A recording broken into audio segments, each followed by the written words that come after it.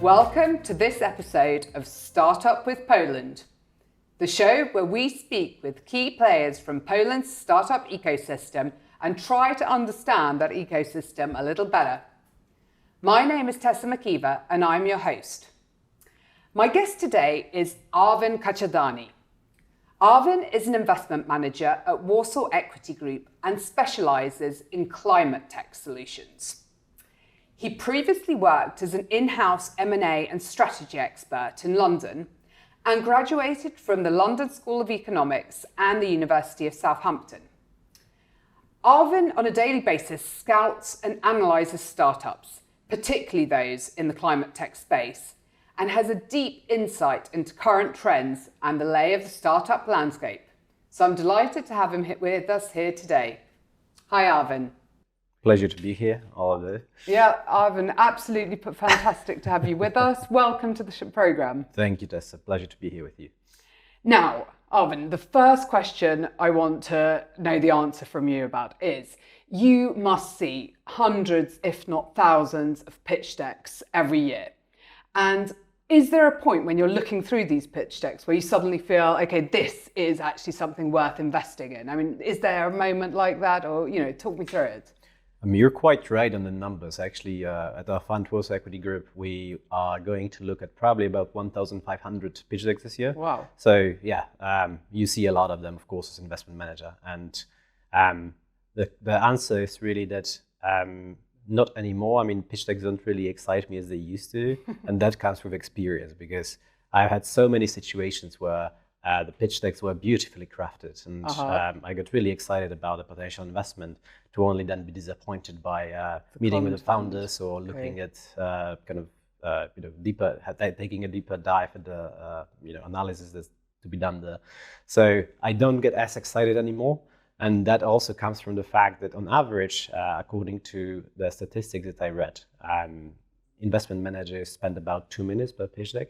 Yeah, so you don't even have time to get properly excited. So the pitch deck really serves only as a mean for you to say, okay, that might be a potentially good investment. Let's meet the founders and let's see whether there's chemistry with them.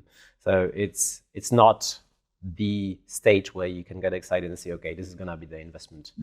Okay, so it's more a point where you either say, okay, that's going out of the window, or let's explore further. Exactly. It's the first kind of filter where you actually discard probably 90% or more opportunities just because the pitch deck is of really shoddy quality, or it's clearly the project doesn't clearly fit your investment criteria. So it just serves as a first filter. Okay, and at Warsaw Equity Group, aside from obviously the technology itself that I'm sure you're really looking on and focusing on in a large extent, but what other elements are you looking for when you decide to invest in a company? So for us, team is really important, and that comes from a few different angles. So first of all, statistically, for example, second-time founders are way more likely to succeed with the new venture than the first-time founders. So that's a point of data we analyze, look at the past experience of the founders of the startup. But also there is this chemistry element I mentioned. Yeah. You have to have good chemistry with the team, and sometimes you do have that gut feeling you mentioned after the first meeting, even if it's a Zoom call, half an hour, it's sometimes all it takes. It's kind of like, you can compare it to having romantic dates. Maybe not love at the first sight, but 30 minutes is enough for you to know whether you want to go on a second date. Exactly, at least that. So team is important. We analyze it from the perspective of resilience as well. We look at if we progress further to the due diligence stages. We also ask the founders to do emotional intelligence tests, for example. We test them in different situations, so we see whether they can be resilient and whether they can work as a team efficiently. And that also allows us to identify any competences or resources or skills that might be missing from the picture. So even if we decide to invest, we might already know, we now know what we need to do in the first 100 days, 3 months, 1 year. We know what strategic recruitment we have to do to strengthen the team. So team is the first aspect. The second one is market. Of course, we look at how big the market is, what the opportunity is, what the market drivers are as well, be it a piece of legislation that will help the startup succeed in the future, or some other market forces like, for example, consumer trends changing, or corporates having specific strategies that might boost your sales. So that's important, but not only that, but also the timing. There have been so many projects I have seen that failed not because of their bad product or bad team, but because of the wrong timing, just being there at the wrong time, in the wrong place. So that's almost an element of luck, isn't it? Because, if you have a great idea, but it's the wrong time, that's something you can't really control unless you wait with it till a better time comes along. Yes, and sometimes you can plan meticulously for that. Some founders really take a lot of time to analyze the trends before they create the venture. But even then, those trends from, let's say, 3 years ago, when you had the initial idea for your startup, might not be relevant anymore. Especially relevant now, given the pace of technology innovation. I mean, AI is disrupting a lot of fields, and a lot of investment hypotheses that we had as a VC, as a venture capital fund, but also the founders of the startups had when they founded their startups, are probably kind of not relevant anymore, or perhaps they completely changed. So you need to also be able to adapt. But yeah, timing is definitely important. Third element is product. So of course the product must be unique in a way, different or better than the products of the direct competitors of the startup. But also it needs to be scalable. So it's not only about the quality of the product, but again, the timing might play a role here. But it's also about whether your customer group, your off-takers, for example, or if you have a solution, your clients can really buy it and will want to buy it. And we kind of dive very deep there and try to ascertain whether there is a case for scalability here. Well, I'm really interested by the very first point that you made, that actually if somebody is a second time founder, that they're in a way assessed more highly, simply from the point of view that I think that's quite encouraging to any maybe founders who are listening to us, that if you are doing your first startup and it doesn't work out, actually that may play to your advantage at a later stage with a new product, that you can show that you actually have some experience.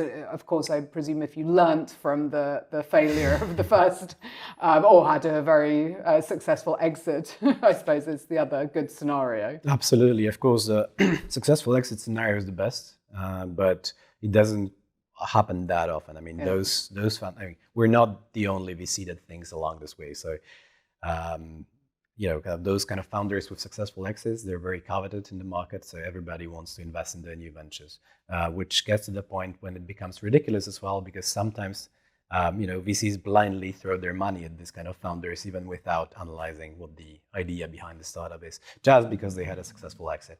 But we actually love the founders that fail, like you said, because you learn from your failures, and that means you have been in very stressful and difficult situations, and now you actually might have more experience to deal with them. Because let's face it, every founder's life is full of those situations. There's going to be twists and turns, and you need to be resilient, and you need to know what to do without panicking in those situations. It's like having your second or third child versus your first child. This cough is not going to be lethal anymore, probably. Let's hope. Arvin, you personally specialise in climate tech, but for those who are not, fully aware of exactly what that means, please can you explain a little more? Of course. So climate tech, I define as technologies and innovations that mostly address problems arising from climate change or challenges related to climate change. And that means also building a more resilient and sustainable global economy for the future. So typically those innovations tend to reduce global greenhouse gas emissions or enable more energy efficiency, or let's say develop sustainable agriculture, anything that's related to those climate change problems, and has to do with kind of this tech-driven innovations. Okay. Well, I mean, certainly, of course, we hear more and more about climate change. In the news, I think most people are aware of the fact that this is becoming an increasingly big problem. It probably was a big problem, but one that we were maybe not talking about as much as we are today. But do you really think that technology, innovation, I know startups can actually significantly help, reduce this problem? Yes, and it's already been happening for a long while. I mean, we didn't really think of it in terms of climate change, but think about, for example, the transition from using normal light bulbs to now LED lights. They're everywhere, and of course, they make way more energy efficient. They last longer. There's plethora of kind of environment benefits of this transition. We never thought of it as climate change. Same with, for example, there was this massive problem that wasn't dubbed climate change before, but it had to do with our ozone layer. And we stopped using freons because we used freons in our fridges, in our aerosols, in different kind of refrigeration technologies. And now we pretty much completely phased them out to different technologies. And our ozone layer is now recovering, and it's on its way to fully recover soon. So we have already historically used different technologies to address challenges of particular times, and now we're a bit more aware as human species that we need to all kind of make the effort, really, really huge conscientious effort to fight climate change, and especially reduce greenhouse gas emissions. Of course, there's a Paris Agreement goal to become net zero by 2050. And I think the good thing about it is that all those brightest minds in the world actually came together through the different bodies, at the UN level, at the private levels. And what the result of that is we actually have quite a good roadmap, technology roadmap. We know what we need to do to get to net zero.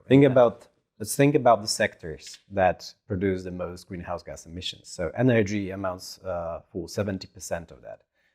Within that, you have transport, you have industry, you have all this heat production. And think about how we're tackling that.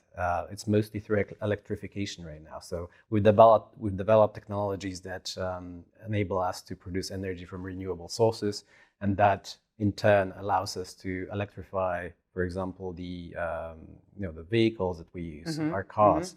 And we already see that there are electric cars on the road. We see that in the future there will be cars based on fuel cell technologies, so hydrogen technologies. The same will happen with the maritime industry. The same will happen in the aviation industry. It's not there yet, but we have the roadmap. We know how to do it. And that's just one example. It's the same things are happening with agriculture. It's becoming more and more sustainable. Fertilizers are becoming more sustainable.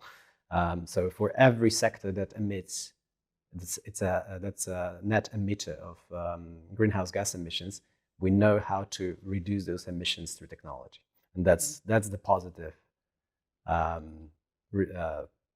That's the positive in all of that. Okay.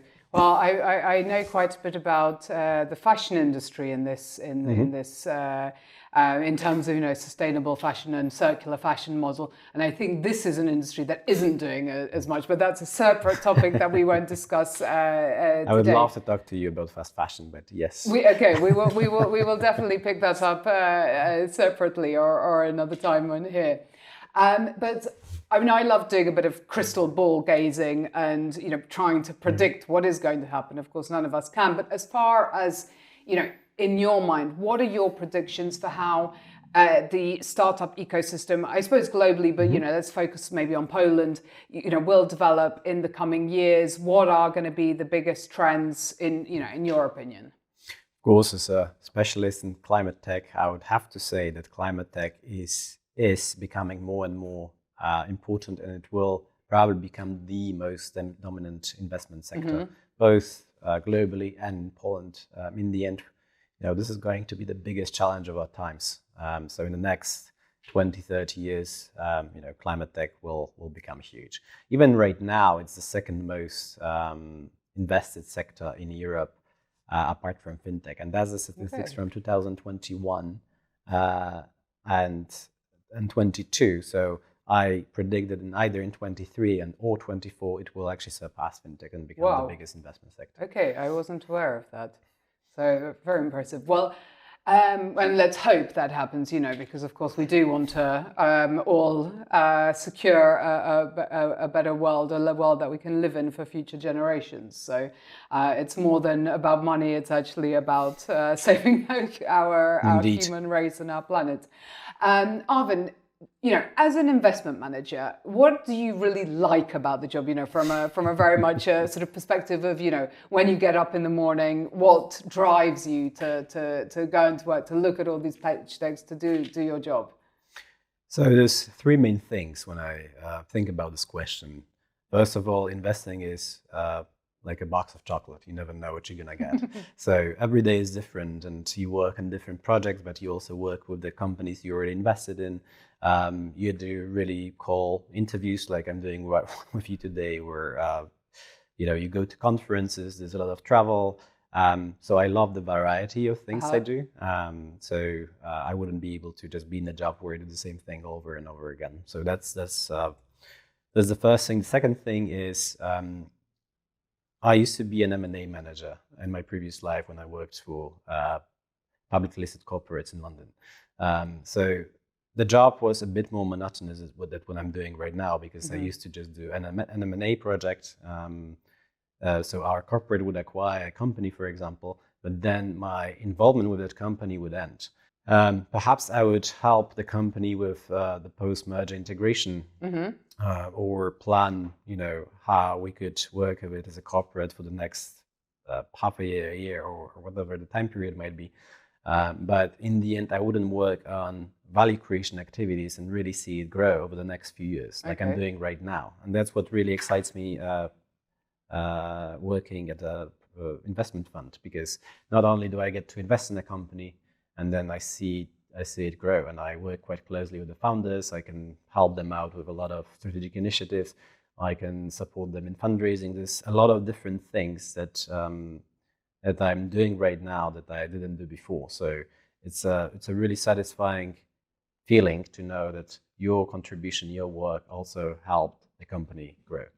Yeah, no, that I can understand that you're really kind of going through the journey together with the company, as opposed to just taking the one step that you were doing previously in or one or two steps that you were doing previously. Indeed, and the third thing, the last thing is again related to ClimateTech. Sorry if I'm sounding like a broken record, No. but I mean, my background is actually not in investing or finance or anything like that. I actually studied politics, and and the motivation was to make the world a better place in some way. My path has led me to investments in the end. It wasn't a straightforward one, but I'm here and I'm glad. But the motivation that was behind my studying politics is the same. So I'm glad that they found a niche where I can really support those startups that will lower greenhouse gas emissions, that will address those really difficult challenges stemming from climate change. So that is very satisfying as well. Well, I can only hold my fingers very tightly crossed that, you will absolutely find some fantastic solutions, more and more solutions. I know you already do, but, increasing numbers of solutions that will really indeed help our planet to become a one that isn't dying, which is ultimately the situation. So, so I think a very worthy cause there. Arvin, thank you so much. It's been a real pleasure to talk to you. Thank you for your time today. Likewise, it's been an honest pleasure. And thank you to our listeners. And tune in next time for Startup with Poland.